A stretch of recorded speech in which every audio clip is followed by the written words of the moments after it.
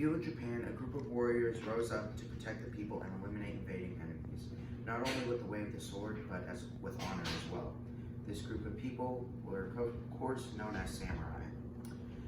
Today I'm going to inform you about the topic of samurais. I spent about 3 days researching this, and I'd like to think what gives me a little more credibility is that I really enjoy this topic and it motivated me to go deeper into my research. Today I'm going to, of course, inform you about samurai, their origin, their code, important samurais that came along the way, and the weaponry that they used to bring about peace in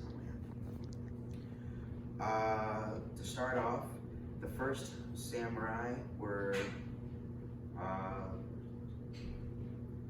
the word samurai translates to those who serve. During the Hellion period, samurai would go around to wealthy landowning clans and work for them in order to protect the land that they owned.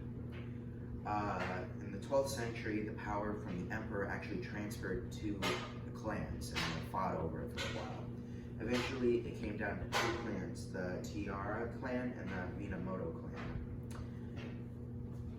clan. The leader of the Minamoto clan, which was known as Yoshitsune, led his clan to victory.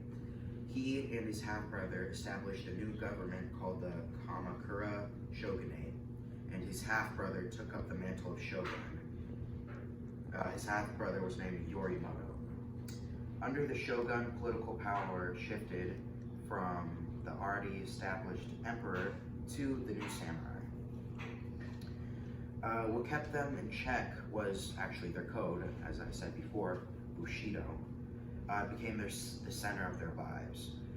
It stemmed from Zen Buddhism and also the way of the sword.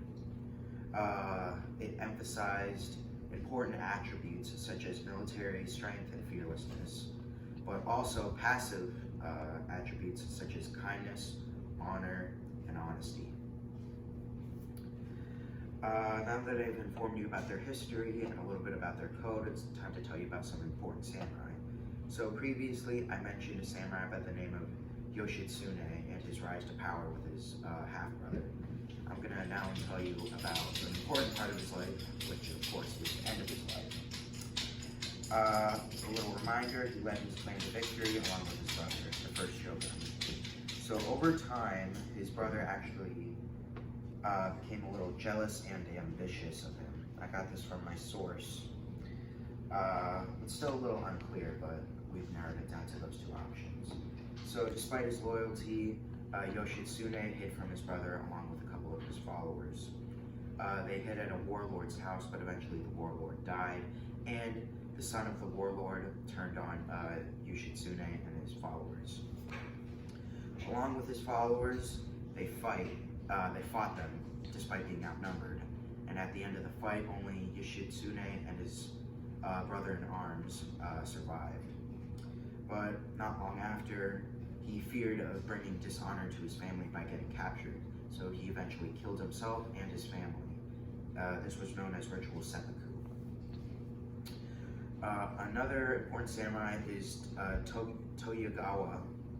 At the age of 4, he was taken hostage by the Imagawa clan, and his father was also killed by them. So despite being captured by them, he was raised by them and gained political knowledge and was also informed about the way of the samurai. Imagawa engaged in battle. The clan that abducted him engaged in a battle but lost, and during all the ruckus, the samurai was able to escape and start his own legend.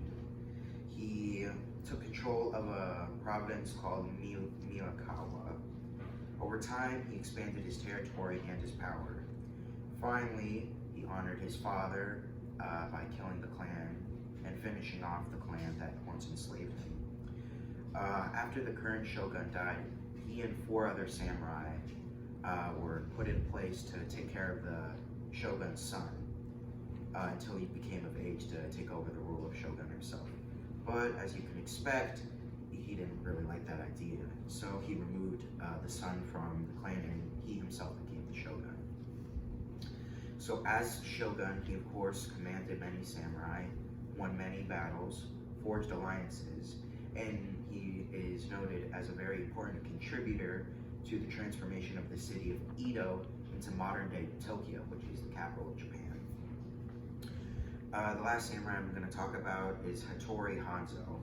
What's interesting about him is that he was actually associated with a secret group of warriors known as the ninja. So his fighting style reflected both the way of the samurai and the way of the ninja. And his main source of power were, of course, his spears, which he specialized in. So through his fighting style and violent way with the spears, he earned the nickname Demon Hanzo. He, like a Christian figure that we know, Moses, led people across a dry and barren land to safety. He also helped Tokugawa, which is the samurai I just mentioned. Despite his violent nature, he actually became a peaceful monk after in retirement. Of course, now that I've told you about important samurai, I'm going to tell you about the weapons that they used along the way. So, what made a samurai perfect and persevering and was their weaponry, which they used to promote peace. The first samurai ever recorded were actually noted to use bows and horseback. So they'd shoot their bows into the air as they would engage in horseback. So the bows that they used were actually long bows, and they were about 7 feet tall. They were called yumi. So most standard battles would actually start with an archery battle. They would fling their arrows into the air, and if you've ever heard an arrow, it makes a little whistling noise. So as the legend has it, the whistling noise would kind of get the attention of the gods that they believed in, the kami, in order to tell them about a battle that was about to commence. Of course, the most notable samurai weapon was, of course, the katana. So those who would dishonor samurai in any way, or even pretend to be a samurai, would be cut down by a katana. Despite being one of the most well-known weapons of all time, we still don't know how the katanas came to be. Eventually, they became popular so that samurais could use them and everything. So the government actually made it a law that katanas had to be tested by every swordsmith. So after a swordsmith smithed a sword, the test that they were supposed to do would be cutting down local criminals, and the results of that test would be imprinted on the sword themselves. Alright, so of course the katana became a symbol for the samurai, and it also became a very important part of their religion.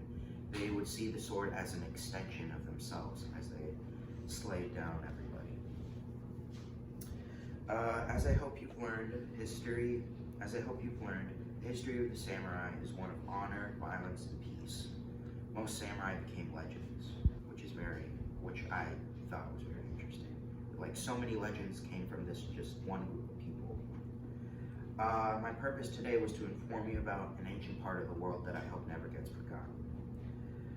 Overall, this was just a fun and entertaining topic that I really enjoyed. I hope you as well enjoyed it as well. And I hope this inspires you to go out and learn about something that inspires you, because that's what happened to me.